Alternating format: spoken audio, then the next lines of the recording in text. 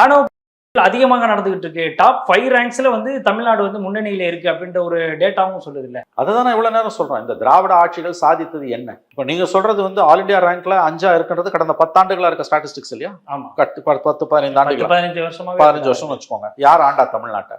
கருணாநிதி ஆண்டாரு, ஜெயலலிதா ஆண்டாங்க, எடப்பாடி ஆண்டாரு, ஸ்டாலின் ஆண்டாரு. 2 திராவிட கட்சிகள் தான் ஆண்டுகிட்டு இருக்காங்க 58 வருஷமா மாறி மாறி. அப்ப அந்த இடத்துல இவங்க தோல்வி அடைஞ்சுதான் நிக்கிறாங்க. இவங்க பெருமை பேசுறதுக்கு எதுவுமே இல்லைன்ற 21ல வந்த பிறகு இதுவரை யாரும் இல்லாத அளவுக்கு இவங்க பெருமை பேச ஆரம்பிச்சாங்க. திராவிட மாடல் சமூக நீதி நிலைமை என்ன, களத்துல என்ன, நீங்க வெட்கி தலை குனியணும். அவ்வளவு ஆபத்து இன்னைக்கு கீழே சூழ்ந்துட்டு இருக்கு. இது ஏதோ திமுக எதிராக ஸ்டாலினுக்கு எதிரான பேச்சு தயவு செஞ்சு நினைக்காதீங்க. இது ஒட்டு மொத்தமா தமிழ்நாட்டில் இருக்கக்கூடிய அந்த கள நிலவரத்துக்கு எதிரான பேச்சு கருத்து. இது இவங்க திமுக அதிகாரத்துல இருக்கிறதாலையும் அடுத்த முறை அதிகாரத்துக்கு வருவதற்கு வாய்ப்புகள் அதிகமாக இருக்கின்றன என்ற காரணத்தாலையும் நம்ம இதை பேசுறோம். நம்ம ஏன்னா எதிர்கட்சிகள் ரொம்ப பலவீனமா இருக்கு தமிழ்நாட்டில். ஒரு ஜனநாயகத்தில் எதிர்கட்சிகள் பலவீனமா இருக்கிறது ரொம்ப ஆபத்து. ஆளுங்கட்சி பலவீனமா இருக்கலாம், எதிர்கட்சி இருக்கக்கூடாது பலவீனம். தமிழ்நாட்டில் அதான் நிலைமை.